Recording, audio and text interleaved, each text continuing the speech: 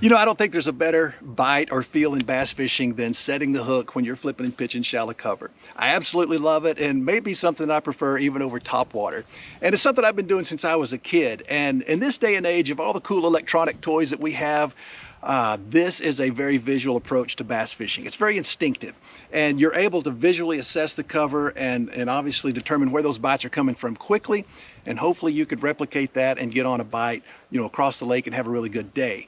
But there are two elements to the cover that can really help you short circuit the process of finding those bass. And this is regardless of the cover type, whether it's bushes or logs or stumps, whatever it may be.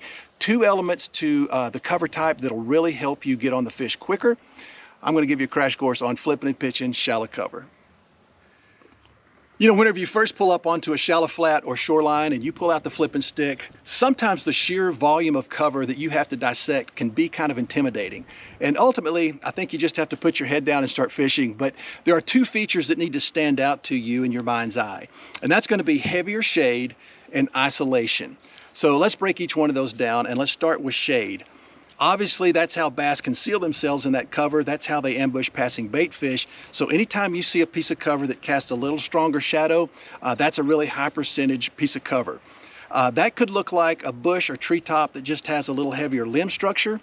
That's going to create more shadow in the water. It could mean that you have a horizontal piece of cover amidst a bunch of standing vertical cover. And that vertical or horizontal cover can really be a key attribute. The other thing about shade that sometimes gets overlooked is the depth of the cover. So if you've got a point that's got 2 to 3 foot bushes on top, maybe you've got 5 or 6 foot bushes on the side of that point, those deeper bushes a lot of times will hold fish because they don't have as much sunlight penetration on those deeper bushes. And the other thing about deeper bushes is if they're just under the surface of the water, a lot of times they get overlooked and they don't get fish quite as hard. So think about shade in that aspect as well. Now, isolation is always a key feature regardless of technique or depth, but whenever you're flipping and pitching this shallow cover, anything that stands off by itself really needs to get your attention.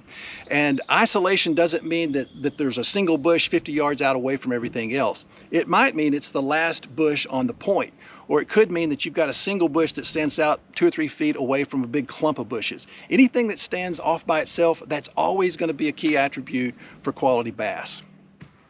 Okay, so as I approach each individual piece of cover, I want to make my very first flip or pitch to that cover the best one. And what I mean by that is I want to put that bait right in the heart of the heaviest shade that's up there, because I think that's where most of the big fish are going to hang out most of the time. And I think there's a reaction bite whenever that bait first lands and goes right in front of them. That's when they reach out and grab it. So that's my approach. Make that first flip count.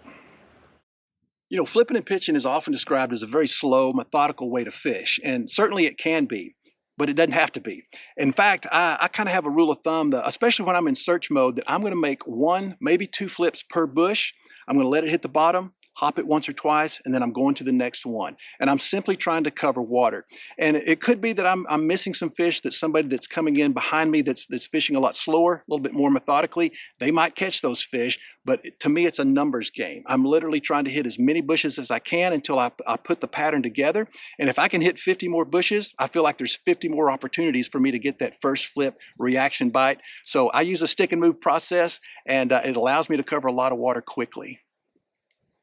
All right, let's talk tackle setup for flipping and pitching shallow cover, and let's start with the rod. I like a rod that's at least 7 foot 3 inches long, maybe 7'6", and those longer rods really help you on your distance whenever you're trying to make that long pitch, but they also give you a lot of leverage in pulling those fish out away from cover. I like a medium heavy to extra heavy rod, but I don't want a rod that's so stiff on the very tip that I lose my accuracy. So a rod that's got just a little bit of a softer tip will really help you in presenting that bait accurately. All right, let's talk about the line, because I think you can actually go braid or fluorocarbon, either one. And I'm going to choose those materials based upon 2 things. It's the density of the cover and the water clarity. So if the water's kind of off color, or if I'm in some really dense cover, that braid can't be beat. It's got 0 stretch, so you get a great hook set with just a quick pop of the rod tip. Obviously, the strength to diameter ratio on braid can't be beat. For me, I think 50-pound Seaguar Smackdown is adequate. If you want to go 65, you could certainly do that. And that Smackdown is just a great braid. It's a nice, smooth, round 8-count braid. It comes through the rod guides really quietly. It doesn't dig into the reel spool on a hook set. It's just a great line, and I really enjoy fishing that. I would go with the Stealth Gray just to mute that line color in the water. Okay, if I'm fishing a little bit lighter cover, or maybe the water clarity is 2 feet or greater, then I feel like the low visibility of fluorocarbon is really hard to beat. And for me, I want to go pretty heavy on that line. I want to go at least 17, maybe 20 pound, even as much as 22 pound Seaguar Tatsu or Seaguar AbrazX. And I often mention those lines in tandem. It's kind of 1A and 1B. And let's start with Tatsu because it's just an amazing line. There's really nothing else like it out there. It's a dual structure line, meaning that you've got a really soft outer layer to that line that makes it extremely pliable and very low memory. But that inner core is very abrasion resistant. And man, it's just an excellent line for flipping and pitching. It's pretty expensive to make, and that's reflected at the retail counter as well. And so I always mention AbrazX as a 1B because AbrazX has many of those same characteristics. It's not a dual structure line, but man, it is very abrasion resistant, also very soft and pliable, and not quite as hard on the pocketbook. So both of those are excellent choices when you're flipping and pitching. All right, let's talk about the specific baits for just a second, because I think whether you're flipping and pitching a soft plastic or a jig, you really want to pay attention to the fall rate. And I personally think the fall rate's even more important than color. And as the water gets warmer, I want that fall rate to be faster. And I'm trying to get that reaction strike like I've been talking about. And if I'm flipping a soft plastic, I want at least a 3/8 ounce and maybe as much as a 1/2 ounce weight to get that bait, shooting in front of that fish really quick. If I'm flipping a jig, I want to go at least a 1/2 ounce. Again, trying to get that same fast fall reaction. Hey, hopefully I've given you some things to think about. Ultimately, I think you just have to put your head down and start fishing, but you really need to notice that shade and isolation. That can help you get on that bite quicker, and there's nothing better than figuring out what depth they're located in, what type of cover they're on. That's when you can have some awesome days. I hope this helps put some good fish in the boat for you.